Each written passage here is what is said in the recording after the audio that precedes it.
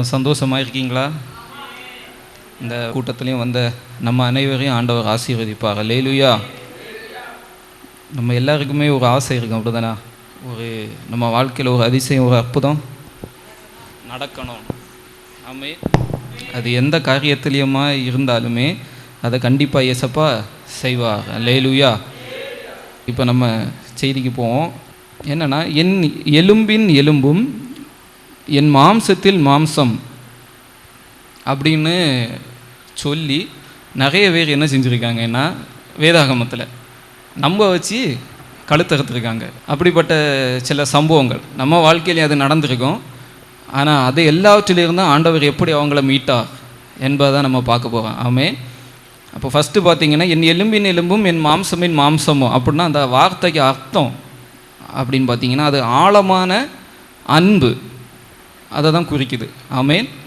ஒரு ஆழமான அன்புனா, இப்போ நம்ம ஒரு ஆளுக்கு மேலே ரொம்ப பாசம் வச்சுருந்தா அவங்கள எந்த நிலையிலையும் நம்ம என்ன செய்ய மாட்டோம், விட்டு கொடுக்க மாட்டோம். என்ன ஒன்று பார்த்தீங்கன்னா, அது இரத்த சம்பந்தமான உறவை குறிக்கும். ஆமேன். இரத்த சம்பந்தமான உறவு. இப்போ அப்பா அம்மா சகோதரர்கள் மாமா இந்த மாதிரி வாரதெல்லாம் என்னென்னா இரத்த உறவு. அதையும் என்ன செய்யுது இந்த வார்த்தை, என் எலும்பின் எலும்பும் மாம்சத்தில் மாம்சமும் என்கிற வார்த்தை இரத்த சம்பந்தமான உறவையும் குறிக்குது. அல்லேலூயா. அடுத்து பார்த்தீங்கன்னா, அது ஒரு கவனன்ட் லாங்குவேஜ் அப்படின்னு சொல்லுவாங்க இங்கிலீஷில். கவனன்ட் லாங்குவேஜ் அப்படின்னா உடன்படிக்கையின் மொழி. உடன்படிக்கை அப்படின்னா, இப்போ திருமணத்துலலாம் உடன்படிக்கை எல்லாம் சொல்லுவாங்க அப்படின்னு சொல்லுவாங்கல்ல. அது என்னன்னா, நான் என்றைக்குமே உண்மையாக இருப்பேன். ஆமேன். யாருக்கு நம்ம வாழ்க்கப்பட்டு போகிறோமோ அவங்களுக்கு என்ன செய்வோம், எல்லா விதத்துலேயும் நான் என்ன செய்வேன், உண்மையாக இருப்பேன். அதுவும் ஒரு அர்த்தமாக சொல்லப்படுது. அதுக்கப்புறம் பார்த்திங்கன்னா, லாயல்ட்டினா அதுவும் விசுவாசத்தை குறிக்கிற ஒரு சொல்லலாம். இதெல்லாம் எப்படின்னா, இந்த என் எலும்பின் எலும்பும் மாம்சத்தின் மாம்சமும் அந்த வார்த்தைக்காக சொல்லப்படுகிற இது அர்த்தங்கள். அல்லேலூயா. விளக்கங்கள். அப்போ இதெல்லாம் சொன்னால் தான் உங்களுக்கு அது என்னென்னு புரியும். அப்போ அது ஃபஸ்ட்டு என்னென்னா ஆழமான அன்பை குறிக்குது. ரெண்டாவது என்னென்னா மிக நெருக்கமான இரத்த உறவுகள் அதை குறிக்குது. மூன்றாவது பார்த்திங்கன்னா உடன்படிக்கையின் மொழி, கவனன்ட் லாங்குவேஜ்னு சொல்கிறாங்க. அப்படின்னா நான் உண்மையாக இருப்பேன் அப்படின்னு வாக்குறுதி கொடுக்குறது. நான்காவது பார்த்திங்கன்னா விசுவாசமாக அதுவும் சேமாக தான் வருது. அல்லேலூயா. அப்போது இது இப்படி சொல்லியே மக்கள் என்ன செய்கிறாங்க, நிறைய பேரை ஏமாத்துறாங்க. ஆமே. அதில் நம்ம ஃபஸ்ட்டு பார்க்க போகிறது என்னென்னா ஆதாம். எல்லாருக்கும் தெரிஞ்ச வசனம் தான். ஆதியாகமம் 2ஆம் அதிகாரம் 23ஆம் வசனம். அப்பொழுது ஆதாம், இவள் என் எலும்பின் எலும்பும் என் மாம்சத்தின் மாம்சமாக இருக்கிறாள் அப்படின்னு சொல்லிட்டு ஆதாம் சொல்கிறாரு. ஏவாளை என்ன செய்கிறாரு, ஆண்டவர் ஏவாளை கொடுக்குறாரு. ஆதாம் தனிமையாக இருப்பது நல்லதல்ல அப்படின்னு சொல்லி கொடுத்த அதே ஏவாளால் தான் ஆதாமுக்கு வாழ்க்கை என்ன செய்யுது, அந்த எலும்பின் எலும்பு மாம்சத்தின் மாம்சம் அந்த ஏவாளை ஆதாம் என்ன செஞ்சார், நம்பினார். ஏவாளை என்ன செஞ்சுட்டாங்க, ஆதாமுக்கு துரோகம் பண்ணி விட்டாங்க. மீன் அது உங்களுக்கு தெரிஞ்ச இது காரியங்கள் தான். இதே மாதிரி தான் நம்ம வாழ்க்கையிலையும் நம்ம நிறைய பேர் என்ன செஞ்சுருப்போம், நம்பி இருந்திருப்போம். அந்த மக்கள் என்ன செஞ்சுருப்பாங்க, நம்மளுக்கு துரோகம் செஞ்சுட்டு போவாங்க. அதனால் நம்ம இப்போ ஏவாள் தப்பு பண்ணனால யாருக்கு அது பெரிய பிரச்சனையாக வந்ததுன்னா ஆதாமுக்கு தான். ஏன்னா ஆண்டவர் ஏவாளை மாத்திரம் சபிக்கல, தண்டனை ஆதாமுக்கும் சேர்த்து தான் வருது. அல்லேலூயா. ஏன்னா 2 பேரும் ஒன்றாக இருக்காங்க. அது அந்த இணைப்பு, அந்த இரத்த சம்பந்தமான உறவு. அல்லேலூயா. இப்போ சிலர் சொல்லுவாங்கல்ல, இந்த ஜெனட்டிக்கல் டிஸார்டர் அப்படின்னு சொல்லுவாங்க. அப்படின்னா இப்போ அப்பாய்க்கு சுகர் இருந்தால் பிள்ளைக்கும் சுகர் இருக்கும், இல்லைன்னா அம்மாய்க்கு ஒரு நோய் இருக்கிறது பிள்ளைக்கும் அது அந்த பாரம்பரியமாக தொடரும்னு சொல்லுவாங்க. இல்லை, காரணம் என்னென்னா அந்த இரத்த உறவு, அந்த பாண்டிங். அதே மாதிரி தான் இதுவும், அந்த கணவன் மனைவி இந்த மாதிரி உறவு இரத்த உறவு. அப்படி அவங்க தவறு பண்ணும்போது அது 2 பேருமே என்ன செய்யுது, பாதிக்குது. அடுத்து பார்த்திங்கன்னா ஆதியாகமம் 29ஆம் அதிகாரம் 13ஆம் வசனம் 14ஆம் வசனம். யாக்கோபு தனக்கு சகோதரனுக்கு அந்த சேஷ்டபுத்திர பாகத்தை எடுத்துட்டு இப்போ அவன் ஏசாய் என்ன செஞ்சுருவார், கொன்னுருவாருன்னு சொல்லிட்டு அவர் பயந்து ஓடுறாரு. எங்கே ஓடுறாருன்னா லாபான் மாமாக்க வீட்டுக்கு ஓடுறாரு. அப்போ பாருங்க 29ஆம் அதிகாரம் 13, 14 லாபான் தன் சகோதரியின் குமாரனாகிய யாக்கோபுடைய செய்தியை கேட்டபோது அவனுக்கு எதிர்கொண்டு ஓடி அவனை கட்டி கொண்டு முத்தம் செய்து தன் வீட்டுக்கு அழைத்து கொண்டு போனான். அவன் தன் காரியங்களெல்லாம் விவரமாய் லாபானுக்கு சொன்னான். அப்பொழுது லாபான், நீ என் எலும்பும் என் மாம்சவுமானவன் என்றான். அல்லேலூயா. இந்த இடத்துல இந்த எலும்பு மாம்சம் எதை குறிக்குதுன்னா இரத்த சம்பந்தமான உறவை குறிக்குது. இதே லாபான் வந்து யாக்கோபை ஏமாத்துவார்.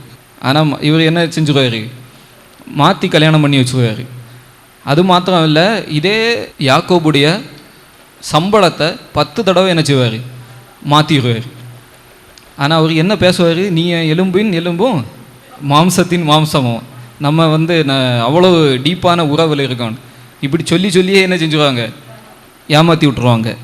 அப்போ பாருங்க 30ஆம் அதிகாரம் 25ஆம் வசனத்துலேருந்து படித்து பார்த்தீங்கன்னா, லாபானை விட்டு யாக்கோபு போகணுன்னு முடிவு பண்ணும்போது லாபான் சொல்கிறாரு 27ஆம் வசனத்தில், அப்பொழுது லாபான், உன் கண்களில் எனக்கு தயவு கிடைத்ததே ஆனால் நீ இரு, உன் நிமித்தம் கர்த்தர் என்னை ஆசீர்வதித்தார் என்று குறிப்பினாலே அறிவித்தான். உன் சம்பளம் என்னதென்று எனக்கு சொல், நான் உனக்கு தருகிறேன். அதற்கு அவன், நான் உம்மை சேவித்த விதமும் உம்முடைய மந்தையை என்னிடத்தில் இருந்த விதமும் அறிவீர். நான் வரும் முன்னே உமக்கு இருந்தது கொஞ்சம், நான் வந்த பின்பு கர்த்தர் உம்மை ஆசீர்வதித்ததினால் அது மிகவும் பெருகி இருக்கிறது. இனி நான் என் குடும்பத்துக்கு சம்பாத்தியம் பண்ணுவது எப்பொழுது என்றான். இங்கே பிரச்சனை என்னென்னா, இவ்வளோ நாள் வந்து யாக்கோபுனால லாபானுக்கு நன்மை வந்துட்டே இருக்கு. ஏன்னா லாபானுக்காக இவர் உழைக்கிறாரு, எல்லாமே செய்கிறனால பிரச்சனை இல்லை. ஆனால் இப்போ எப்போ என்னுடைய குடும்பத்துக்காக நான் உழைக்கணும் அப்படின்னு சொல்லிட்டு யாக்கோபு சொல்கிறாரோ உடனே அங்கே என்ன செய்யுது, பிரச்சனை வருது. அப்போ உண்மையான இரத்த உறவு சொந்தங்கள் என்ன செய்வாங்க, சரி அவனுக்கும் ஒரு லைஃப் இருக்குது, அந்த லைஃப்பை அவன் பார்க்கணும் அப்படின்னு சொல்லி தானே அதை செய்வாங்க. அதுக்கு ஏற்ற மாதிரி அவங்க லைஃப், சரி அவன் பிழைச்சிட்டு போட்டு இவ்வளோ நாள் இங்கே இருந்தான்ல, இனி அவன் நல்லா ஆகட்டு அப்படின்னு உள்ள மனப்பான்மை இல்லாமல், எப்போ இனி எனக்கு வீட்டுக்காக நான் பார்க்கணும், எனக்கு பிள்ளைங்க இருக்குது, எனக்கு மனைவி இருக்குது, இவங்களுக்காக நான் இது பண்ணணும்னு சொல்ல உடனே இவருக்கு என்ன ஆகுது, கோபம் வருது. அதுதான் 31ஆம் அதிகாரம் 2ஆம் வசனத்தில் பாருங்கள், லாபானின் முகத்தை யாக்கோபு பார்த்தபோது அது நேற்று முந்தைய நாள் இருந்தது போல் இராமல் வேறுபட்டிருக்க கண்டான்.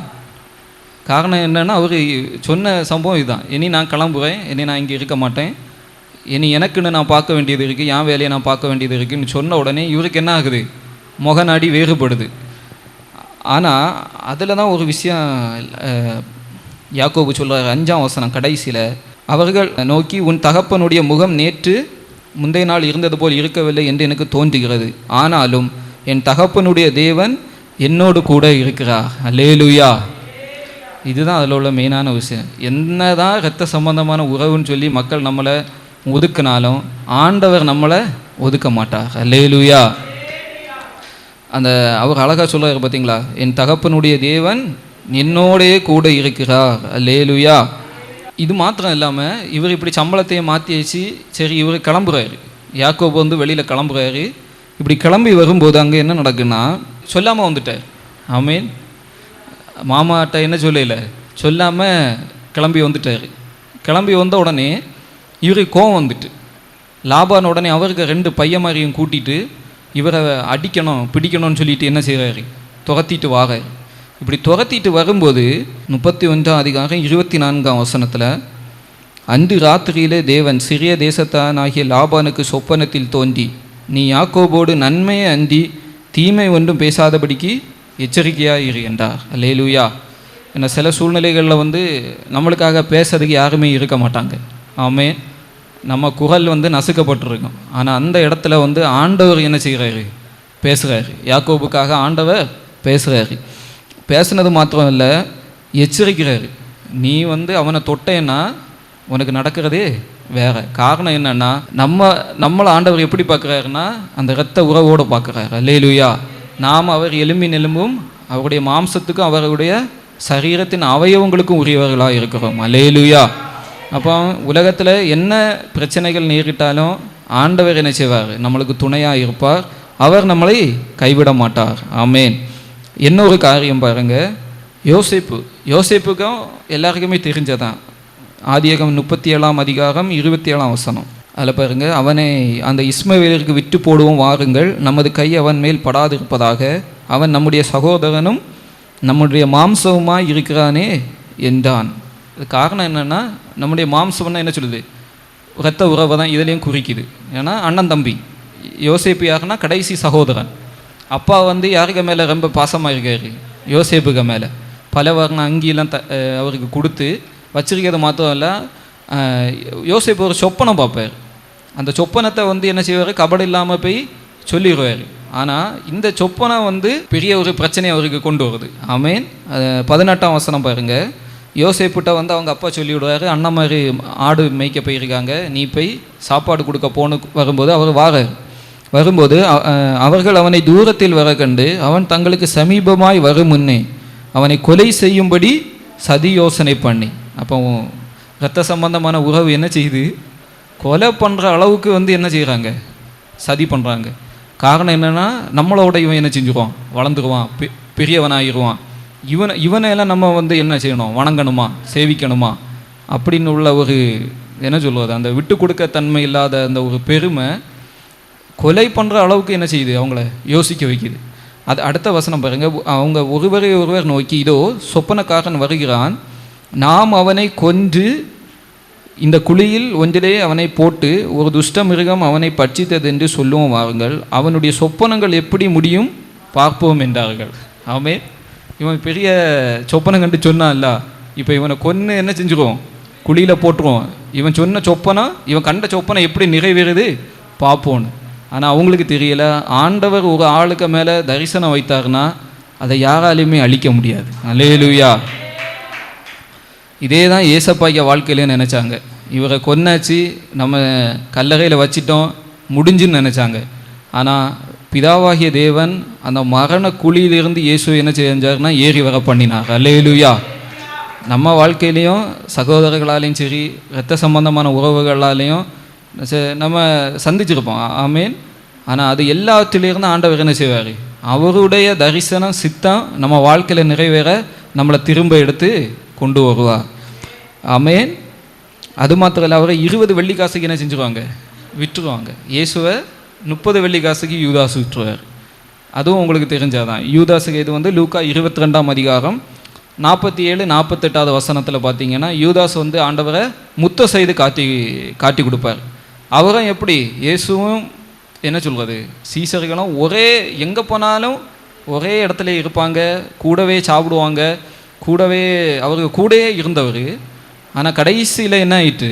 இயேசுவே காட்டி கொடுக்க துணிஞ்சிட்டார். காரணம் என்னென்னா, பிசாஸ் அவருக்குள்ளேருந்து ஏவனா பண ஆசை. அது வந்து என்ன ஆயிட்டுன்னா, அதுக்கு பிறகு வந்து யூதாஸ் வந்து மன வேதனைப்படுறான். ஐயோ, நான் குற்றமில்லாத ரத்தத்தை காட்டி கொடுத்துட்டேனே. ஆனால் அதுக்கு பிறகு மனவேதனைப்பட்டு பிரயோஜனம் இல்லை. லூக்கா 22ஆம் அதிகாரம் 47ஆம் வசனம் 48ஆம் வசனம் அதில் தான் இருக்குது. யூதாசுக்கு இது 30 வெள்ளிக்காசுக்காக ஆண்டவரை காட்டி கொடுக்கான். நம்ம வாழ்க்கையிலையும் கூட இருப்பாங்க, எல்லாமே செய்வாங்க. ஆனால் நம்மளுக்கு அடிலோடி ஆப்பு வைக்கிறாங்களான்னு நம்மளுக்கே தெரியாது. ஆனால் நம்ம அப்படிப்பட்ட ஆளாக இருக்கக்கூடாது. நம்ம ஒரு ஆள்கிட்ட பழகுனா உண்மையாக பழகணும். இவங்களை கொண்டு ஒரு காரியம் சாதிக்கணும்னு நம்ம பழகக்கூடாது. ஆமேன். ஏன்னா இன்றைக்கி உள்ள உலகத்தில் உண்மையான மனிதர்களை கண்டுபிடிப்பது ரொம்ப அரிது. ஆனால் நம்ம ஆண்டவரை அறிஞ்ச பிள்ளைங்க எப்படி இருக்கணும்? உண்மையாக தான் இருக்கணும். ஏன்னா முந்தி வந்து சொல்லுவாங்களாம், கிறிஸ்தவங்க அப்படின்னா கோர்ட்டில் கூட விசாரிக்க மாட்டாங்களாம், போலீஸும் விசாரிக்காதான். ஏன்னா கிறிஸ்தவன் வந்து பொய் சொல்ல மாட்டான், அவன் உண்மையாக தான் பேசுவான். அப்படி இருந்த கிறிஸ்தவன் இன்றைக்கி மொத்தத்தில் இன்றைக்கி கிறிஸ்தவன் சொன்னாலே தூக்கி போட்டு 2 கூட கொடுப்போன்னு சொல்லி அடி குடிக்க அளவுக்கு ஆகிப்போச்சு. அப்போ அது மாறிட்டு. ஆனால் நம்ம அப்படி மாறக்கூடாது. ஆமேன். நம்ம எங்கே இருந்தாலுமே ஆண்டவருக்கு சாட்சியாக இருக்கணும். ஒரு இப்போ 10 லட்சம் ஒரு ஆள் நம்மள்கிட்ட தந்துட்டு போனார்னா அதில் நம்ம கையே வைக்கக்கூடாது. அவர் எத்தனை வருஷம் கழித்து வந்தாலும் அந்த பணம் அப்படியே இருக்கணும், அதை எடுத்து நம்ம கொடுக்கணும். அப்படிப்பட்ட ஒரு உண்மை வேணும். கொஞ்சத்தில் உண்மை உள்ளவனை அநேகத்தில் ஆண்டவர் என்ன செய்வாராம்? அதிபதியாகுவான். அதே மாதிரி மற்றவங்க மத்தியில் வந்து இந்த சகோதரியா இந்த சகோதரனா இவங்க இதை செய்யவே மாட்டாங்க. அப்படி ஒரு சாட்சி நம்மளுக்கு வேணும். ஆமீன். அது வந்து ஆண்டவர்கிட்ட நம்ம டெய்லி அதை கேட்கணும். ஏசப்பாவோடு நம்ம நடக்க தான் அது சாத்தியமாகும். அல்லேலூயா. அப்போ பார்த்தீங்கன்னா இவ்வளோ நாள் நம்ம பார்த்துட்டு வர்றது வந்து எப்படி மக்கள் வந்து கூட இருந்துகிட்டே நம்மளுக்கு வாழ்க்கையில் விளையாடுறாங்க அப்படின்னு உள்ளதை. இன்னும் பார்த்தீங்கன்னா யோவான் 9ஆம் அதிகாரம் 20, 21, 22 அதை பார்த்தீங்கன்னா, ஒரு பிறவி குருடனை ஏசப்பா வந்து சுகப்படுத்துகிறாரு. அந்த பிறவி குருடனுக்கு அங்கேயும் அதுதான் பிரச்சனை. என்னென்னா, இயேசுவை குறித்து சொல்லக்கூடாது. இயேசுவை குறித்து அங்கே சொல்லியாச்சுன்னா அவங்கள வந்து புறம்பே ஒதுக்கி வச்சுக்குவாங்க. அது நீங்கள் ஃபஸ்ட்லேருந்தே படித்து வந்தால் உங்களுக்கு தெரியும். நான் இடையிலேருந்து சொல்லிட்டு போகிறேன். யோவான் 9ஆம் அதிகாரத்தில் 20ஆம் வசனம் பார்த்தீங்கன்னா, அப்போ ஏசப்பா அவனுக்கு சுகம் கொடுத்த உடனே அங்கே அவங்க அப்பா அம்மாட்ட வந்து கேட்குறாங்க என்னென்னா, இவன் உங்கள் குமாரன் தான் என்றும் குருடனாய் பிறந்தான் என்றும் எங்களுக்கு தெரியும். இவன் உங்கள் பிள்ளை தான், இவன் குருடனாக தான் பிறந்தான் என்பது எங்களுக்கு தெரியும். இப்பொழுது இவன் பார்வை அடைந்த வகை எங்களுக்கு தெரியாது. அப்படின்னா இப்போ இவனுக்கு கண்ணு தெரியுது, அது எப்படின்னு எங்களுக்கு தெரியலை. அப்போ இவன் கண்களை திறந்தவன் இன்னான் என்பது உங்களுக்கு தெரியாது, எங்களுக்கு தெரியாது. இவன் வயது உள்ளவனாய் இருக்கிறான், இவனை கேளுங்கள், இவனே சொல்லுவான் என்றார்கள். அவனுடைய தாய் தகப்பன்மார் யூதர்களுக்கு பயந்ததினால் இப்படி சொன்னார்கள். ஏனெனில் இயேசுவை கிறிஸ்து என்று எவனாவது அறிக்கை பண்ணினால் அவனை ஜெப ஆலயத்துக்கு புறம்பாக்க வேண்டும் என்று யூதர்கள் அதற்கு முன்னே கட்டுப்பாடு செய்து வந்தார்கள். இப்போ இங்கே பிரச்சனை என்னென்னா, அற்புதம் நடந்தாச்சு.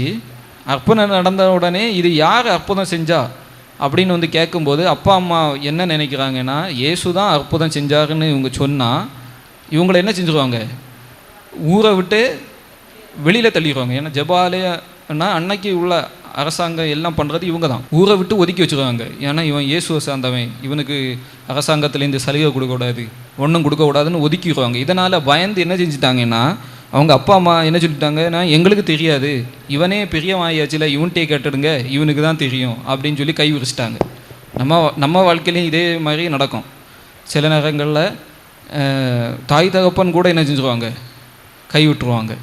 சொந்த இரத்த உறவுகள் என்ன செஞ்சிடும், கைவிட்டுரும், ஏமாற்றிடுவாங்க. ஆனால் அதே இதில் பாருங்கள், 35ஆம் வசனம், அவனை அவர்கள் புறம்பே தள்ளிவிட்டதை இயேசு கேள்விப்பட்டு அவனை கண்டபோது நீ தேவனுடைய குமாரனிடத்தில் விசுவாசமாக இருக்கிறாயா என்றார். அப்போ அவனை வெளியில் தள்ளிட்டாங்கன்னு ஏசப்பா கேள்விப்பட்டவொடனே அவனை போய் சந்தித்து என்ன செஞ்சுறாரு, அவனை சேர்த்து கொள்கிறார். அல்லேலூயா. நிறைய பேருக்கு சாட்சி கேட்டிருப்போம்ல, இயேசுவை ஏற்றுக்கொண்டதுனால என் அப்பா அம்மா என்ன செஞ்சாங்க, என்னை வீட்டை விட்டு வெளியே தள்ளிட்டாங்க, எனக்கு சொத்து தரையில் சாபம் போட்டு அனுப்புனாங்க, நீ எல்லாம் நல்லா இருக்க மாட்டே அப்படின்னு. ஆனால் எத்தனையோ ஊழியக்காரங்க சொல்லியிருக்காங்க, இன்றைக்கி எந்த தாய் தகப்பன் என்ன சாபம் போட்டு அனுப்புனாங்களோ, எந்த சகோதரர்கள் எனக்கு உதவி செய்யலையோ, அவங்க எல்லாரையும் போஷிக்கும்படியாக ஆண்டவர் என்ன செஞ்சுருக்காரு, உயர்த்தி வச்சுருக்காரு. அல்லேலூயா. அப்போ அதான் இங்கே நடக்குது. இவங்க மனுஷனுக்கு பயந்து ஒதுக்குறாங்க, ஆனால் ஏசப்பா என்ன செஞ்சாரு, அவனை சேர்த்து கொள்கிறார். அல்லேலூயா. நம்ம வாழ்க்கையிலையும் அதே தான் நடந்திருக்கும். ஏதாவது ஒரு சூழ்நிலையில் நம்மளை ஒதுக்கி வச்சுருப்பாங்க, ஆனால் கவலைப்படாதுங்க, ஏசப்பா நம்மளுக்கு உண்டு, ஏசப்பா நம்மளை சேர்த்து கொள்வார். அல்லேலூயா.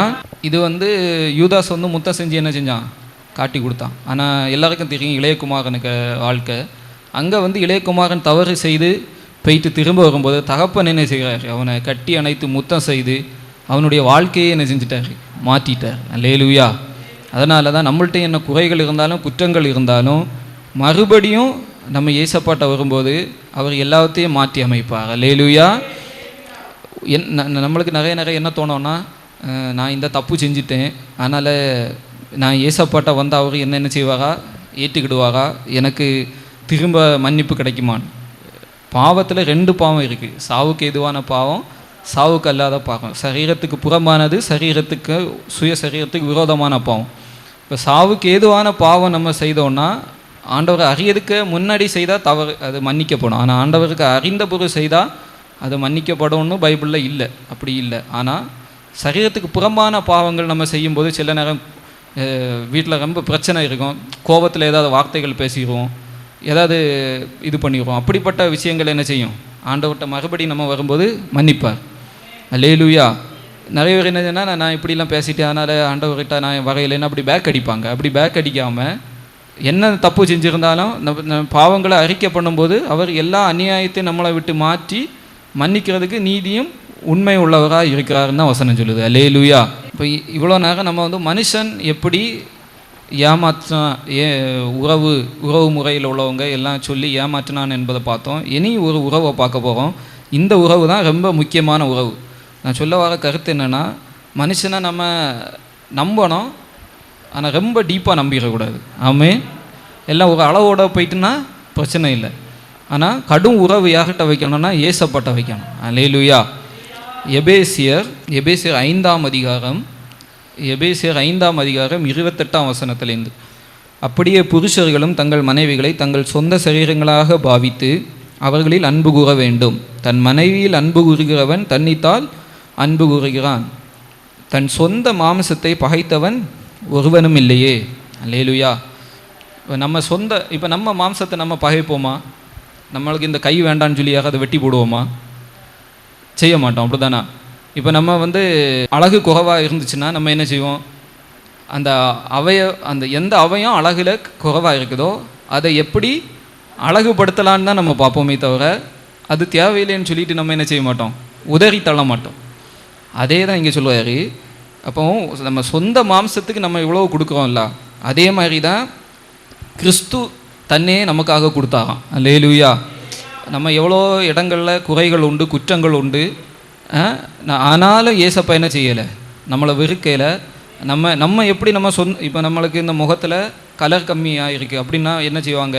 ஃபேர் அண்ட் லவ்லி அது இதெல்லாம் வாங்கி போட்டு பவுடரு இது லிப்ஸ்டிக் எல்லாம் அடித்து எடுத்து அழகுபடுத்த தான் செய்வாங்களே தவிர முகத்தை என்ன செய்ய மாட்டாங்க? வேண்டாம், எனக்கு இந்த முகம் வேண்டான்னு சொல்லிட்டு யாராவது மாற்றி விடுவாங்களா? மாற்ற மாட்டாங்க. அதே மாதிரி தான் ஏசப்பாவும் நம்ம விசுவாசத்தில் பலவீனர்களாக இருந்தாலும் நம்ம சில காரியங்கள்னால நம்ம சோர்வு மனவேதனையில் இருக்கும்போது ஆண்டவரை தேட மனசு இருக்காது. அப்படிப்பட்ட சூழ்நிலைகளில் இல்லைன்னா சில நேரம் கோபம் இருக்கும். நான் இவ்வளோ ஜோம் பண்ணி எனக்கு ஒன்றும் நடக்கலை, இவருக்கெல்லாம் என்னத்துக்கு நம்ம ஜோம் பண்ணணும்னு 2 நாள் ஜோம் பண்ணாமல் இருப்போம், பைபிள் படிக்காமல் இருப்போம், இல்லைன்னா காணிக்க கொடுக்காமல் இருப்போம். இப்படிப்பட்ட விஷயங்கள்லாம் வரும்போதும் அவர் என்ன செய்கிறாராம்? நம்மளை என்ன செய்யலை? வெறுத்து தள்ள இல்லையா? அவர் எப்படி ஆதியில் நம்ம மேலே அன்பு கூர்ந்தாரோ அதே மாதிரி அன்பு கூறுகிறார். எதுக்காகனா நம்மளை அதுலேருந்து வெளியே கொண்டு வர்றார். ஆமேன். சரிப்படுத்த எப்படி நம்ம சொந்த அவயத்தில் எந்த அவயம் கெட்டு போகக்கூடாது, அந்த அவயம் அழகுபடுத்தணும்னு நினைக்கிறோமோ ஏசப்பாவை அதே மாதிரி தான் நினைக்கிறாராம். அல்லேலூயா. அதுக்கு நீங்கள் கீழே படித்து பார்த்தீங்கன்னா சரியும். அதே வசனம் 29 தன் சொந்த மாம்சத்தை பகைத்தவன் ஒருவனும் இல்லையே, கர்த்தர் சபையை போஷித்து காப்பாற்றுகிறது போல ஒவ்வொருவனும் தன் மாம்சத்தை போஷித்து காப்பாற்றுகிறான். 30ஆம் வசனம் தான் முக்கியம். நாம் அவருடைய சரீரத்தின் அவயங்களாயும் அவருடைய மாம்சத்துக்கும் அவருடைய எலும்புகளுக்கும் உரியவர்களாயும் இருக்கிறோம். அல்லேலூயா. பக்கத்தில் சொல்லுங்கள், நம்ம எல்லாரும் ஏசப்பாய்க்க சரீரத்துக்கு அவயமும் அவருக்கு மாம்சத்துக்கும் அவருக்கு எலும்புக்கும் உரியவர்கள். அல்லேலூயா. உலக பிரகாரமாகவும் மாம்சத்துக்கும் எலும்புக்கும் உரிய உறவுகள் இருக்க தான் செய்யுது. ஆனால் அந்த உறவுகள் என்ன செய்யுதுன்னா நம்மளை ஏமாற்றுது, நம்ப வச்சு கழுத்தறுத்து விடுறாங்க. ஆனால் இந்த உறவு நம்மளை ஏமாற்றாது, நம்மளை ஒருபோதும் கைவிடாத உறவு. அல்லேலூயா. அதனால தான் பவுல் ஏசப்பாய்க்க மேலே ரொம்ப ஒரு வைராக்கியமான ஆள். என்னென்னா அவர் சொல்லுவார், நாம் உண்மை இல்லாதவர்களாக இருந்த போதும் தேவன் நமக்கு எப்படி இருந்தாராம்? உண்மை உள்ளவராக இருந்தாராம். அல்லேலூயா. அப்போ நம்ம நிறைய இடங்களில் குறை உள்ளவங்க தான். இன்றைக்கு வரைக்கும் நம்ம இருப்பது ஆண்டவருடைய கிருபை. நம்ம பரிபூரணர் யாருமே கிடையாது. ஆமென். எல்லாருமே ஏதாவது ஒரு குறைகள் உள்ள மனுஷன்தான். ஆனாலும் அந்த குறைவை எப்படி அவர் பார்க்காம நம்ம மேலே எப்படி இருக்கிறான்? அன்பாக இருக்கிறார். அல்லேலூயா. அப்போ அந்த பவுல் உங்களுக்கு தெரியும், ஆண்டவருடைய சபையை துன்பப்படுத்தினவர், விசுவாசிகளை கொல்லணும்னு போனவர், இயேசுவை குறித்து பேசக்கூடாது அப்படின்னு அதிகாரிகள்கிட்டேருந்து அந்த ஆர்டர் வாங்கிட்டு சபையை துன்பப்படுத்தின போன சவுலை தான் ஆண்டவர் என்ன செய்கிறார்? சந்தித்து பவுலாக மாற்றுறாரு. அதுக்கு பிறகு அவர் எப்படி மாறிட்டாருன்னா, நான் ஏசப்பாவை அறியணும், ஏன்னா இவ்வளவு பாவம் பண்ணியிருக்கேன், அவருக்கு விரோதமாக நான் இவ்வளோ குற்றம் செஞ்சேன், ஆனாலும் என்ன அவர் ஏன் தெரிந்து கொண்டார்? பிலிப்பியரில் சொல்லும்போது, கிறிஸ்து இயேசுவினால் நான் எதற்காக பிடிக்கப்பட்டேனோ அதை பிடித்து கொள்ள ஆசையாக தொடுகிறேன். நான் அவரை அறிகிற அறிவின் மேன்மைக்காக எல்லாவற்றையும் நஷ்டமும் குப்பைன்னு விட்டேன். ஏன்னா அந்த அன்பு, அந்த ஆழம் ஏன் அப்படின்னு சொல்லும்போது தான் அவர் அதை அறிஞ்சிட்டு தான் எழுதுறாரு. ஏன் விஷயம் என்னென்னா, நாம் அவருடைய சரீரத்தின் அவயமாயும் அவருக்கு எலும்புக்கும் அவருக்கு மாம்சத்துக்கும் உரியவர்களாகவும் நம்ம இருக்கிறோம். அல்லேலூயா. இப்போ ஒரு சில வசனங்கள் பார்த்தீங்கன்னா, சங்கீதம் ஏசாயா 53 நோட் பண்ணிவிடுங்க. எல்லாருக்கும் தெரியும் இயேசுவின் பாடுகள், அவர் நமக்காக எப்படி பாடுபட்டார், எப்படி பாடுபட்டு நம்மளை மீட்டார்னு உள்ளது. அதே மாதிரி சங்கீதம் 22ஆம் அதிகாரம் 14ஆம் வசனத்திலேருந்து 17ஆம் வசனம் வரும். அதை எல்லாரும் எடுங்க படிப்போம். தண்ணீரை போல ஊற்றுண்டேன், என் எலும்புகளை எல்லாம் கட்டு விட்டது, என் இருதயம் மெழுகு போலாகி என் குடல்கள் நடுவே உருகிற்று, என் எலும்புகளை எல்லாம் நான் எண்ணலாம், அவர்கள் என்னை நோக்கி பார்த்து கொண்டிருக்கிறார்கள். ஏன் ஆண்டவர் அங்கே கனெக்ட் பண்ணியிருக்காரு? நாம் அவருடைய எலும்புக்கும் மாம்சத்துக்கும் சரீரத்துக்கும் உரியவர்கள்னு வசனம் சொல்லிச்சுல, இப்போ பவுல் சொன்னார்களா, அது எப்படி வாகுதுன்னா அவருக்கு சொந்த ரத்தத்தை சிந்தி நம்மளை மீட்டனால. அல்லேலூயா. அவருக்கு சொந்த ரத்தம், இந்த ஆடு மாடு ரத்தத்தினால அல்ல நம்மளை மீட்டது, அவருடைய சொந்த ரத்தத்தை சிந்தி நம்மளை மீட்டாராம். அல்லேலூயா. அப்போ அந்த ரத்தத்தை கொண்டு பிதாவிட்ட கொடுத்துட்டு அவர் யாரை கேட்டாராம்? நம்மளை கேட்டிருக்காரு. அக்கிரமக்காரராகிய நமக்காக அவர் வேண்டி கொண்டதுனால நம்ம இன்னைக்கு உயிரோடு இருக்கிறோம். அல்லேலூயா. அப்போ இன்றைக்கும் நம்ம ஒரு பணம் கொடுத்து சொத்து வாங்குவோம், அப்படி தானே? அது அதே மாதிரி ஏசப்பா அவருக்கு ரத்தத்தை கொடுத்து விலைக்கு நம்ம கிரயத்துக்கு கொள்ளப்பட்டி வாங்கியிருக்காரு. அல்லேலூயா. அது சும்மா வாங்கல, அவர் ஒரு விசுவாசம் கொடுத்தாரு. இப்போ திருமண வாழ்க்கையிலையும் விசுவாச பிரமாணம் கொடுப்பாங்க, ஆனால் அதன்படி இருக்கானா? நிறைய இருக்கு, ஆனால் சிலது இல்லை. ஆனால் இவர் அப்படி இல்லை. இவர் நான் உன்னை விட்டு விலகுவதும் இல்லை, உன்னை கைவிடுவதும் இல்லைன்னு சொன்னால், உலகத்தின் முடிவு பரியந்தம் சகல நாட்களில் நான் உன் கூட இருப்பேன்னு சொன்னவர் ஒரு நாளும் விட்டு விலக மாட்டார், கைவிட மாட்டார். அல்லேலூயா. எந்த சூழ்நிலை வந்தாலும் நம்மளை என்ன செய்வார்? தூக்கி எடுப்பார். அதான் பவுல் சொல்லுவார், நான் என் வாழ்க்கையே முடிஞ்சு போவோன்னு நினச்சேன் கப்பர் சேதத்தில், ஆனால் இயேசு யார் என்பதை அவர் அறிந்திருந்தார். அல்லேலூயா. மரணத்திலேருந்து ஜெயித்தவர் எங்களை என்ன செய்வார்? மறுபடியும் உயிர்ப்பிப்பார்னு சொல்லும்போது, அவர் இதுவரையிலும் தப்பு வைத்தார், இனியும் தப்பு வைப்பார், இனிமேலும் தப்பு வைப்பார். அல்லேலூயா. நம்ம வாழ்க்கையிலையும் என்ன சூழ்நிலைகள் இருந்தாலும் ஏசப்பாவை நம்பணும். ஆமென். அதனால் இந்த உலக உறவுகள் நம்மளை சில நேரங்களில் ஏமாற்ற தான் செய்யும், ஆனால் மேலான ஒரு உறவு ஆண்டவர் தந்திருக்கார், அதான் இயேசு. ஆமென். அவர் நம்மளை ஏமாற்ற மாட்டார், அவருக்கு அது தெரியாது. அல்லேலூயா. அவருடைய ரத்தம் நம்மளுக்காக நன்மையானதை தான் பகிர்ந்து பேசுதான். இன்றைக்கும் அந்த இயேசுவின் ரத்தம் என்ன செய்தான்? நன்மையானவர்களை பகிர்ந்து பேசுகிற ரத்தம். ஆமென். எபிரேயரில் 12ஆம் அதிகாரத்தில் படிச்சிங்கன்னா அதில் வரும். நன்மையானதை பகிர்ந்து பேசுகிற ரத்தத்தை இடத்துக்கு வந்திருக்கோம். அப்போ நம்மளும் எப்படி இருக்கணும்? ஏசப்பாய்க்கு உண்மையாக இருக்கணும். எப்படி அவர் நம்மளுக்கு உண்மையாக இருக்கிறாரோ அதே மாதிரி நம்மளும் என்ன செய்யணும்? உண்மையாக இருக்கணும். அவருக்கு உண்மையாக இருக்கும்போது அவருடைய ஆசீர்வாதங்கள் எல்லாம் நமக்குரியது. ஆமென். அதனால் கலங்காதுங்க, கவலைப்படாதுங்க. என்ன சிலருக்கு குடும்பங்களில் பிரச்சனை இருக்கும், உறவுகளில் பிரச்சனை இருக்கும். என்ன இருந்தாலும் அதை நம்ம பெருசுப்படுத்தாமல், யாக்கோபு சொன்னார்ல, என்னதான் பிரச்சனைகள் இருந்தாலும் என் தகப்பனாகிய தேவன் என்னோடு இருக்கிறார். அல்லேலூயா. என் ஏசப்பா என் கூட இருக்கிறாரு, அவர் எந்த சூழ்நிலையிலையும் என்னை கைவிட மாட்டார். எனக்கு என்ன தேவையோ அதை கண்டிப்பாக செய்வார். எப்படி இவருக்கு சொப்பனை நிறைவேறுது பார்த்துருவோம் அப்படின்னு சகோதரர்கள் குழியில் தூக்கி போட்டாலும் எத்தனை வருஷம் கழிச்சும் அந்த சொப்பனம் தான் நிறைவேறுச்சு. ஆமென். ஆண்டவர் என்ன நினைத்திருக்கிறாரோ அதுதான் நம்ம வாழ்க்கையில் நிறைவேறும். அவர் அதே யோசேப்போட கர்த்தர் இருந்தார்னு சொல்லும். அவர் குழியில் இருக்கும்போது இருந்தார், அவர் சிறைச்சாலையில் இருந்தாலும் இருந்தார், அவர் அரண்மனையில் இருக்கும்போதும் கர்த்தர் யோசேப்போடு தான் இருந்தார். அல்லேலூயா. காரணம் என்னென்னா அவர் சொந்த மாம்சத்தை என்ன செய்யுது? பகைத்ததில்லை. அவர் நம்மளை விட்டு போகிற தேவன் அல்ல. மனுஷ உறவுகள் விட்டுரும், ஆனால் ஆண்டவர் கைவிட மாட்டார். ஆமென். அப்போ நம்ம எதனால் ஏசப்பாவை நம்பி வந்திருக்கிறோம்? காரணம் ஒன்று தான், எந்த சூழ்நிலையிலும் அவர் என்ன செய்ய மாட்டார். அந்த ஒரு நம்பிக்கை தான் நம்ம வாழ்க்கையை இன்றைக்கும் ஓட்டிகிட்டு இருக்கு. அப்படி தானே? நம்மளுக்கு இல்லைன்னா எனக்கு பேங்கில் இவ்வளோ இருக்குது, இல்லைன்னா எனக்கு இந்த ஆள் தெரியும், அந்த தைரியத்திலேயே நம்ம வாழ்கிறோம்? கிடையவே கிடையாது. அடுத்த நிமிஷம் என்ன நடக்கும்னே தெரியாது. ஆனால் ஒன்று தெரியும், இதையெல்லாம் ஜெயித்தவர் எனக்குள்ளே இருக்கிறார். அல்லேலூயா. உலகத்தில் இருப்பவனிலும் எனக்குள் இருக்கிற இயேசு பெரியவர்.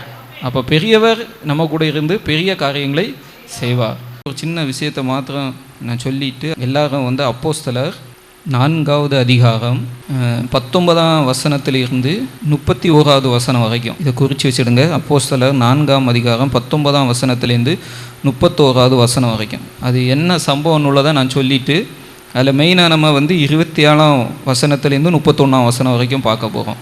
மனசில் உணர்த்தப்பட்டதுனால அதை சொல்கிறேன். என்னென்னா, இப்போ கொஞ்ச நாளாகவே நீங்கள் பார்த்தீங்கன்னா நம்ம இந்தியா மாத்திரம் இல்லை, உலகம் முழுவதுமே சுவிசேஷத்துக்கு பெரிய ஒரு தடைன்னா இயேசுவை குறித்து நம்ம எங்கேயுமே இன்றைக்கி பேச முடியாத ஒரு சூழ்நிலை வந்துட்டு. அப்படிப்பட்ட சூழ்நிலையில் இருக்கும்போது எனக்கு ஒரு இதாக இருந்தது. என்னென்னா, இப்படி சர்ச்சில் போய் அடிக்கிறாங்க. இப்போ இடையில கூட ஒரு நியூஸ் வந்து ஒரு பாஸ்டரை பிடிச்சி அவரை அடித்து செருப்பு மாலை எல்லாம் போட்டு இழுத்துட்டு போய் அவருக்கு வாயில் மாட்டு சாணத்தை எடுத்து கலக்கி ஊற்றி அவங்க வீட்டில் போய் அடித்து உடச்சி இப்படி பெரிய பிரச்சனை நடக்குது. ஆனால் இது வந்து வெளியில் நியூஸ் வகையில் இதெல்லாம் வடநாட்டில் டெய்லி இப்படி நடந்துட்டுருக்கு. நம்ம தமிழ்நாட்டிலையும் நடக்குது, ஆனால் பெரிய அளவு இல்லை. அங்கே உடையும் இங்கே குறவு தான் சொல்லலாம்.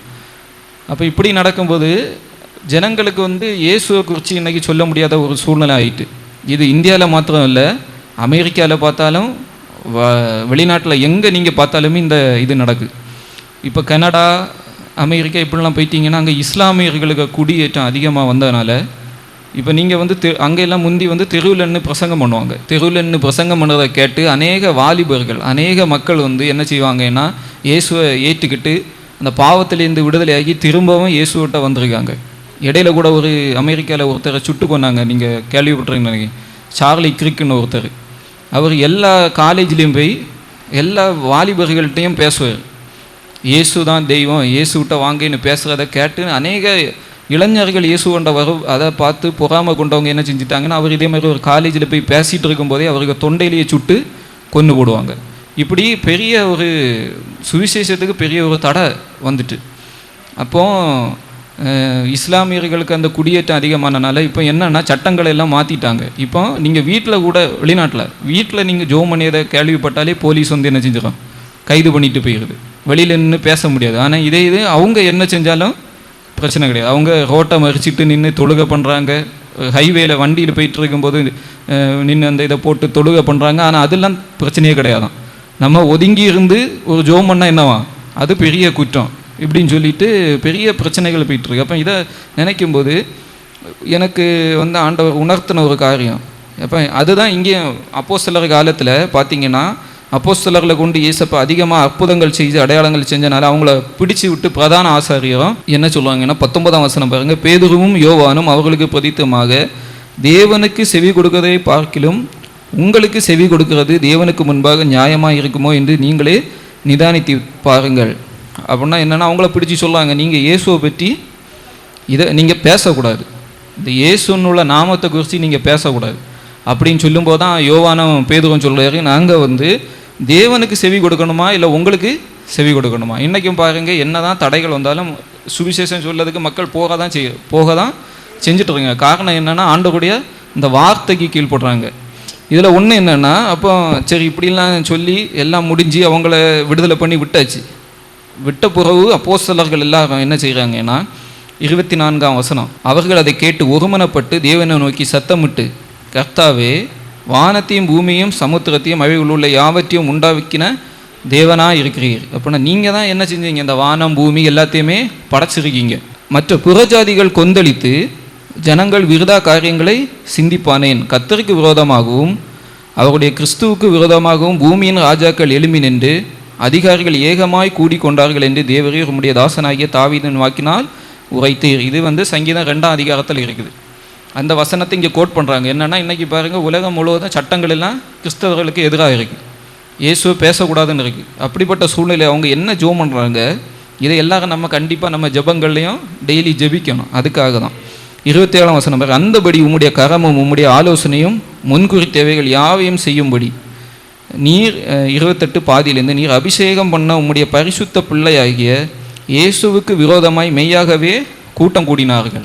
இப்பொழுதும் கர்த்தாவே, அவர்கள் பயமுறுத்துதல்களை தேவரீர் கவனித்து உம்முடைய பரிசுத்த பிள்ளையாகிய இயேசுவின் நாமத்தினாலே, எந்த நாமத்தை பேசக்கூடாதுன்னு சொல்கிறாங்களோ அதே நாமத்தினால என்ன செய்யணும், அடையாளங்களும் அற்புதங்களும் நடக்கும்படி செய்து பிணியாளிகளை குணமாக்கும்படி உம்முடைய கரத்தை நீட்டி உம்முடைய ஊழியக்காரர் உம்முடைய வசனத்தை முழு தைரியத்தோடு சொல்லும்படி அவர்களுக்கு அனுகிரகம் செய்தர்களும் என்றார்கள். அல்லேலூயா. அடுத்த பார்த்தீங்கன்னா அவங்க ஜபிக்கிற இடம் அசைது அவங்க எல்லாம் பரிசுத்த ஆவியில் நிரப்பப்படுறாங்க, தேவ வசனத்தை தைரியமாக சொல்கிறாங்க. ஆமென். அப்போ இந்த வசனத்தை குறிப்பிட்டு வச்சு நம்மளும் என்ன செய்யணும், ஜெபம் பண்ணணும். ஏசப்பா உங்கள் எந்த நாமத்தை தடை பண்ணுறாங்களோ அதே நாமத்தினால என்ன நடக்கணும்? அற்புத அடையாளங்கள் நடக்கணும். அல்லேலூயா. ஏன்னா வசனம் சொல்லுது, இயேசுவின் நாமம் அல்லாமல் மனுஷர் ரட்சிக்கப்பட வேறே நாமம் கொடுக்கப்படவில்லை. அப்போ மனுஷர்கள் ரட்சிக்கப்படணும்னா இயேசுக்கு நாமம் மிகவும் முக்கியம். ஆனால் அந்த நாமம் இன்னைக்கு என்ன செய்யப்படையில் மக்களிடம் சென்று சேரக்கூடாதுன்னு அரசாங்கமும் தடுக்குது, மற்ற சில மதவாத கும்பல்களை என்ன செய்யுது? தடை பண்ணுது. இது என்ன செய்யணும்? மாறணும். இதை மாறணுன்னா ஒரே வழி என்னன்னா, அற்புத அடையாளங்கள் நடக்கணும்.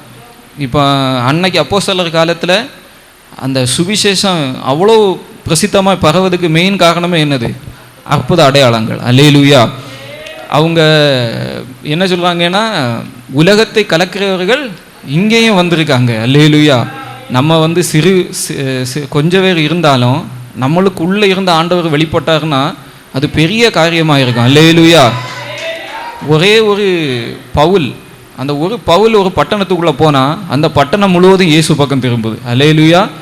விக்கிரகங்களை விட்டும் சரி, மந்திரவாதிகளாக இருக்கட்டு, எல்லாங்களும் நாங்கள் இவ்வளோ நாள் தப்பாலாம் இருந்திருக்கோன்னு சொல்லி அந்த புக்கையெல்லாம் எரிச்சு தூக்கி போட்டுட்டு இயேசு தான் தேவன்னு வந்திருக்காங்களாம். அல்லேலூயா. இந்த அப்போஸ்தலர் நடவடிக்கைகள் படித்தா அவங்க ஊழியங்களில் உள்ள அற்புத அடையாளங்கள் எப்படி ஆவியானவர் இடைப்பட்டு நடத்தினாருன்னு உள்ளதெல்லாம் இருக்குது. ஆமேன். அப்போ அதே மாதிரிப்பட்ட காரியங்கள் இன்றைக்கி நடந்தாதான் இப்போ நீங்கள் இந்த இதில் ஒரு இது அப்போஸ்தலர் 3ஆம் அதிகாரம் எல்லாருக்கும் தெரிஞ்சது 6ஆம் வசனத்தில் பாருங்க. வெள்ளியும் பொண்ணு என்னிடத்தில் இல்லை, என்னிடத்தில் உள்ளதை உனக்கு தருகிறேன், நசரனாகிய இயேசு கிறிஸ்துவின் நாமத்தினாலே நீ எழுந்து நட அப்படின்னு சொல்லி அவருக்கு கையை பிடிச்சி தூக்கி விட்டோடனே அவனுடைய கால்களும் கரடுகளும் பலன் கொண்டு அந்த ஆள் எழும்பி நடந்துட்டார். அப்போ இதை 10ஆம் வசனம் பாருங்க. தேவாலயத்தின் அலங்கார வாசலண்டையில் பிச்சை கேட்க உட்கார்ந்திருந்தவன் இவன்தான் என்று அறிந்து அவனுக்கு சம்பவித்ததை குறித்து மிகவும் ஆச்சரியப்பட்டு பிரமித்தாங்க. பிரமித்தது மாத்திரம் இல்லை, அந்த ஜனங்கள் எல்லாரும் என்ன செஞ்சிட்டாங்க? அடுத்த வசனம் பார்த்தீங்கன்னா, சாலோமோன் மண்டபம் என்னப்பட்ட மண்டபத்தில் அவர்களிடத்தில் ஓடி வாராங்க. ஏன்னா அவன் பிறந்ததுலேருந்து இதுவரை நடந்ததே கிடையாது. ஆனால் அப்படிப்பட்ட ஒரு ஆள் எழும்பி நடந்துட்டான் அப்படின்னு சொன்ன உடனே ஜனங்களுக்குள்ள ஒரு பெரிய என்ன சொல்கிறது, ஏன்னா இப்படிப்பட்ட ஒரு காரியம் இதுவரை நடந்ததே இல்லை. அப்போ இது எப்படி நடக்குது அப்படின்னு 12ஆம் வசனம் பாருங்க. பேதுரு அதை கண்டு ஜனங்களை நோக்கி, இஸ்ரவேலரே, இதை குறித்து நீங்கள் ஆச்சரியப்படுகிறது என்ன? நாங்கள் எங்கள் சுய சக்தியினாலாவது எங்கள் சுய பக்தியினாலாவது இவனை நடக்க பண்ணினோம் என்று நீங்கள் எங்களை நோக்கி பார்க்கிறது என்ன? அதில் 13ஆம் வசனம். ஆபிரகாம், ஈசாக்கு, யாக்கோபு என்பவர்களுடைய தேவனாகிய நம்முடைய பிதாக்களின் தேவன் தம்முடைய பிள்ளையாகிய இயேசுவை மகிமைப்படுத்தினார். அல்லேலூயா. அப்போ இயேசு மகிமை அடையணும். அந்த நாமத்தினால அற்புத அடையாளங்கள் நம்மளை கொண்டு ஆண்டவர் செய்யணும்னு நம்ம வாஞ்சித்து ஜெபிக்கணும். சரியா? ஏதோ ஊழியக்காரங்க அவங்களால தான் இது நடக்கும் அப்படி கிடையாது. விசுவாசிக்கிற எல்லாராலையும் நடக்கும். ஆமென். அது மாத்திரம் இல்லை, சுவிசேஷத்துக்கு தடைகள் மாறணும், அதுக்காக ஜெபிக்கணும். அது மாத்திரம் இல்லை, நம்ம வாழ்க்கையிலையும் எந்தெந்த பகுதிகளில் என்னென்ன பிரச்சனைகளில் தடைகள் இருந்தாலும் இந்த வசனத்தை வச்சு ஜெபிக்கும்போது அது மாறும். அது பலவீனமாக இருக்கட்டு, ஆமென், ஆண்டவரோடு இணையதுக்கு, ஆண்டவரை தேடுறதுக்கு வரதுக்குள்ள தடைகளாக இருக்கட்டு, மனுஷன் மூலமாக வரதாக இருக்கட்டு, ஆண்டவரை நம்ம ஆராதிக்க வரக்கூடாதுன்னு உள்ளதில் ரொம்ப பிரச்சனை பண்ணுவாங்க. அப்படிப்பட்ட தடைகளாக இருந்தாலும் பலவீனமும் நம்மளுக்கு ஒரு தடை தான். அப்படி தானே? உடலில் பலவீனம் வரும்போது ஆண்டவரை தேட முடியாது. அப்போ அந்த இதுக்கு எல்லாவற்றுக்காக நம்ம இந்த வசனத்தை வச்சு ஜெபிக்கும்போது நம்ம ஜெயம் எடுக்க முடியும். நம்ம அப்போ ஒரு இது என்னென்னா, இயேசுவின் நாமம் மகிமை அடையணும். அந்த நாமம் இன்றைக்கி மகிமை அடையக்கூடாதுன்னு தான் சாத்தா என்ன செய்யும்? பெரிய பெரிய இது நம்மளுக்கு இங்கே தெரியலை. ஆனால் உலக நாடுகளெல்லாம் ரொம்ப ரொம்ப மோசமாக போயிட்டு கிறிஸ்தவத்தை ரொம்ப இது பண்ணுறாங்க, ஒடுக்குறாங்க. நம்ம இந்தியாலேயும் வடநாடு எல்லா இடங்களையும் அதுதான் நடக்குது. ஆனால் இது மாறணும். இது மாறணும்னா நம்ம என்ன செய்யணும்? கூடி ஜெபிக்கும்போது இந்த வசனங்களை வச்சு உம்முடைய பரிசுத்த பிள்ளை இயேசுவின் நாமத்தை என்ன செய்யணும்? மகிமைப்படுத்தணும். ஆமீன். ஏன்னா அந்த நாமத்தினால தான் மனுஷனுக்கு ரட்சிப்பு. இயேசுவின் நாமம் அல்லாமல் வானத்திலும் கீழே பூமியிலும் மேலே வேற நாமம் கொடுக்கப்படலை ரட்சிக்கப்பட. அப்போ அந்த ரட்சிக்கப்படுகிற நாமம் பிரசித்தமாக கூடாதுன்னு சொல்லிட்டு அந்த தடைகளை கொண்டு வர மனுஷ அதிகாரமாக இருக்கட்டு, சாத்தானிய கிரியைகளாக இருந்தாலும் அந்த இயேசப்பா நீங்கள் என்ன செய்யணும்? முறியடிக்கணும். அது முறியடிக்கிறது மாத்திரம் இல்லை, அந்த எந்த நாமத்தை தடுக்கிறாங்களோ அதே நாமத்தில் அற்புத அடையாளங்கள் நடக்கணும். அதே நாமந்தான் மெய்யான நாமம் என்று எல்லா ஜனங்களும் அறிக்கை பண்ண, சத்தியத்தை சத்தியமாக பேச உங்கள் ஊழியக்காரங்களுக்கு நீங்கள் அனுகிரகம் செய்யுங்கன்னு ஜெபிக்கும்போது கண்டிப்பாக ஆண்டவர் அற்புதங்களை செய்வார். ஆமென். அப்போ இதை மனசில் வச்சுடுங்க. எல்லாமே ஆண்டவர் மாற்றி அமைக்க விரும்புகிறார். நம்ம அதுக்கு வாஞ்சிக்கும் போது அது கண்டிப்பாக நடக்கும். ஆமென். இது வெறுமனே சுவிசேஷ தடைக்கு மாத்திரம் இல்லை, நம்ம வாழ்க்கையில் உள்ள தடைகளும் எல்லாம் மாறணும். அதிசயங்கள், அற்புதங்கள் அவர் கரத்தை நீட்டி கண்டிப்பாக செய்வார். அல்லேலூயா. சுவிசேஷ தடைகள் மாறணும். தைரியமாக வசனத்தை பிரசங்கிக்கணும். இயேசுவின் நாமத்தில் பெரிய அற்புத அடையாளங்கள் நடக்கணும். நம்மளை கொண்ட ஆண்டவர் கண்டிப்பாக அதை செய்யணும். நம்ம ஒரு பேதுரு நடந்து போனால் அந்த நிழல் பட்டாலே சுகம். அப்போ அவர் ஒரு பட்டணத்துக்குள்ளே போகும்போது அங்கே உள்ள பிசாசுகள் அலறி ஓடுது, வியாதிகள் குணமாகுது, மறித்தவங்க உயிரோடு எழுப்புறாங்க. பெரிய ஒரு மாற்றம் உண்டாயிட்டு. அதான் ஒரு இடத்துல பவுலை குறித்து ஒரு ஆள் சொல்கிறாரு, இவன் எப்படி இருக்கான்னா கொள்ளை நோயை போல இருக்கான் அப்படின்னு. நம்ம இந்த கொரோனாவை கண்டு நம்ம பயந்துட்டு இருக்கோம். ஆனால் நம்ம தான் கொள்ளை நோயின்னு வசனம் சொல்லுது. அல்லேலூயா. கொள்ளை நோய் எப்படின்னா பரவும், அதை யாருமே என்ன செய்ய முடியாது, தடுக்க முடியாது. அப்போது அதே மாதிரி தான் இயேசுக்கு அந்த சித்தத்தை யாருமே என்ன செய்ய முடியாது, தடுக்க முடியாது. அந்த அளவுக்கு நம்ம என்ன செய்யணும், இந்த அபிஷேகத்தை பெற்றுக்கிட்டு வைராக்கியமாக ஒரு வெறித்தனமாக என்ன செய்யணும், ஆண்டவருக்காக நிற்கணும். அதுக்குள்ள பலனை எங்களுக்கு தாங்கன்னு நம்ம என்ன செய்யணும், கேட்கணும். இந்த பலவீனங்கள் எல்லாம் மாறணும். இந்த பலவீனங்கள் இதனால என்ன ஆகுதுன்னா, ஆண்டவரோடு நம்ம இணையதுக்கு அது ஒரு பெரிய பிரச்சனையாக இருக்குது, ஒரு தடையாக இருக்குது. இதெல்லாம் மாறும்போது அந்த உன்னதத்திலேருந்து வருகிற அபிஷேகம், அந்த அக்னிமயமான அபிஷேகம் நம்ம மேலே இறங்கும்போது அபிஷேகம் என்ன செய்யுதுன்னா நுகங்களை உடைக்குது. அல்லேலூயா. எல்லா பலவீன கட்டுகள், எல்லா பாவ கட்டுகள், ஆமீன், எல்லா சாப கட்டுகள் எல்லாமே இயேசுவின் நாமத்தில் என்ன செய்யட்டு மாறி போயிடும். ஆமீன். கர்த்தர் நம்மளை கண்டிப்பாக பயன்படுத்துவார். அதனால் மனுஷ உறவை காட்டிலும் ஆண்டவருடைய உறவு பெருசு. நம்ம அவருக்கு மாம்சத்துக்கும் எலும்புக்கும் உரியவர்கள். அந்த உறவு ஒருபோதும் நம்மளை என்ன செய்யாது, கைவிட மாட்டார். அவர் நம்மளை இம்மையிலையும் மறுமையிலையும் ஆசீர்வதிப்பார். ஆமே. இந்த வார்த்தையின்படி ஆண்டவர் உங்களை ஆசீர்வதிப்பாராக.